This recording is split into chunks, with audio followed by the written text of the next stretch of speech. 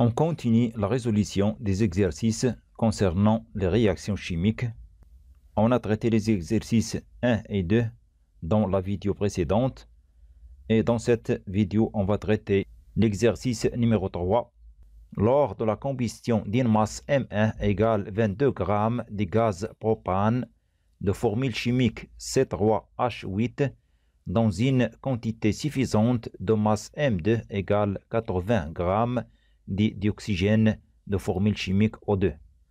Il se produit une masse M3 de dioxyde de carbone de formule chimique CO2 et une masse M4 égale 36 g de la vapeur d'eau de formule chimique H2O. La première question: la combustion du propane est-elle complète ou incomplète? Justifiez la réponse. D'après les énoncés, c'est-à-dire les données de l'exercice, on a une quantité suffisante de dioxygène, ou bien les produits sont le dioxyde de carbone et l'eau. Et par suite, on dit que la combustion du propane est complète. يعني لدينا احتراق كامل غاز البروبان، لأن من خلال معطيات التمرين نجد أن غاز البروبان يحترق في كمية وافرة من ثنائي الأكسجين. أو يمكن أن نبرهن أن احتراق غاز البروبان أنه احتراق كامل، لأن نواتج هذا الاحتراق نجد ثنائي أكسيد الكربون والماء. Et on écrit: puisque la quantité de dioxygène est suffisante, on dit que la combustion du gaz propane est complète. On passe aux autres questions. Deuxième question: déterminer le combustible et déterminer le carburant. Le combustible, c'est le corps qui brûle، يعني الجسم المحروق وهو غاز البروبان. Donc le combustible est le gaz propane. Pour le carburant, c'est-à-dire le corps qui permet la combustion، يعني الجسم المحرق وهو دائما ثنائي الأكسجين. Donc le carburant est le dioxygène. La question numéro 3. Déterminer les réactifs et les produits. Le réactif يعني الأجسام التي توجد قبل الاحتراق، يعني قبل التفاعل الكيميائي. ونجد غاز البروبان وثنائي الأكسجين. Donc les réactifs sont le propane et le dioxygène. Pour les produits, c'est-à-dire les corps qui se forment، يعني الأجسام التي تكونت خلال احتراق غاز البروبان في ثنائي الأكسجين، وهي ثنائي أكسيد الكربون والماء. Donc les produits sont le dioxyde de carbone et l'eau.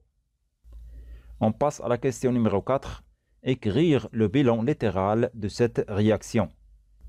bilan تعني حصيلة التفاعل، وليترال تعني كتابة.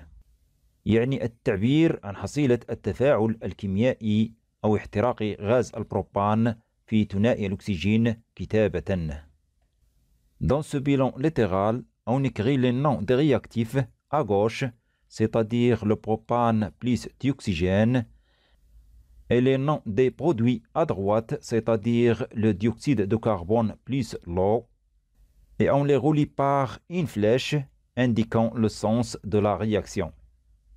On passe à la question numéro 5. Écrire l'équation bilan de cette réaction. يعني اكتب المعادلة الحصيلة لهذا التفاعل الكيميائي. Donc, pour écrire l'équation bilan de cette réaction, on remplace les noms des réactifs et les noms des produits par leur formule chimique moléculaire, c'est-à-dire propane par sa formule chimique moléculaire C3H8 et le dioxygène par sa formule chimique moléculaire O2. De même, pour les produits, on remplace le dioxyde de carbone par sa formule chimique moléculaire CO2 et l'eau par sa formule chimique moléculaire H2O. Et on sépare les formules chimiques des réactifs et des produits par une flèche qui signifie donne. C'est-à-dire le propane réagit avec le dioxygène pour donner le dioxyde de carbone et l'eau. Cette équation chimique n'est pas en équilibre, donc il faut l'équilibrer par des coefficients stéchiométriques. يعني هذه المعادلة الحصيلة للتفاعل الكيميائي لا تخضع إلى قانون انحفاض الذرات عددا، فهي غير متوازنة، وبالتالي يجب موازنتها بأعداد صحيحة طبيعية تسمى المعاملات التناسبية، c'est-à-dire les coefficients stéchiométriques. On a 3 atomes de carbone dans les réactifs, mais on a un atome de carbone dans les produits. Donc, quel est le plus petit multiple commun entre 1 et 3 يعني ما هو المضاعف المشترك الأصغر بين 1 و 3 Donc, ce multiple est 3. Donc, on multiplie 3 par 1. Donc, 1 ne s'écrit pas. Et on multiplie 1 par 3. Et on écrit donc 3 comme facteur pour les atomes du dioxyde de carbone. On passe à l'hydrogène.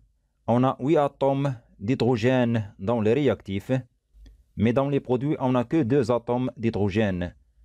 Donc, quel est le nombre qu'on va multiplier par 2 pour obtenir 8? C'est donc 4. Et on écrit donc 4 avant les atomes de la molécule de l'eau. Il reste les atomes d'oxygène.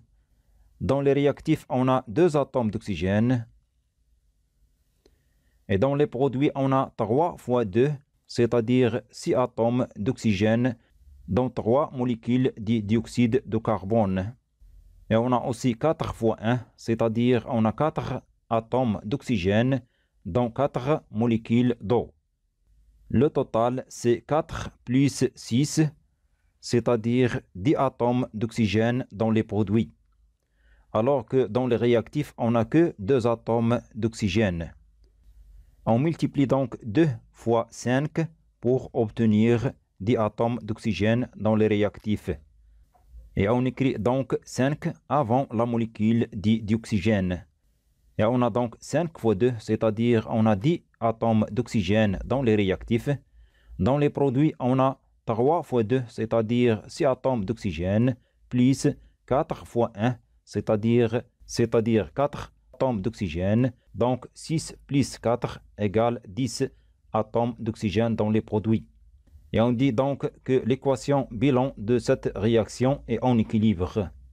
C'est-à-dire une molécule de propane réagit avec 5 molécules de dioxygène pour former ou bien donner 3 molécules de dioxyde de carbone et 4 molécules de l'eau.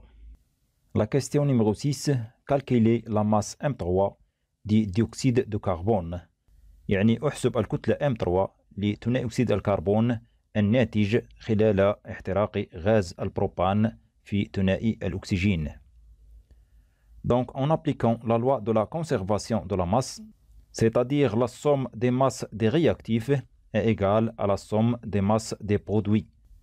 Et on écrit M1 plus M2, c'est la somme des masses des réactifs, égale M3 plus M4, c'est la somme des masses des produits. Et on remplace la valeur de M1, c'est-à-dire la masse du gaz propane, c'est 22 grammes. Et on remplace M2 par sa valeur 80 grammes, c'est la masse du dioxygène. De même, on remplace M4 par sa valeur 36 grammes, c'est la masse de l'eau. Et on écrit 22 grammes plus 80 grammes égale M3 plus 36. On ajoute donc 22 grammes plus 80 grammes, on obtient 102 grammes égale M3 plus 36 grammes.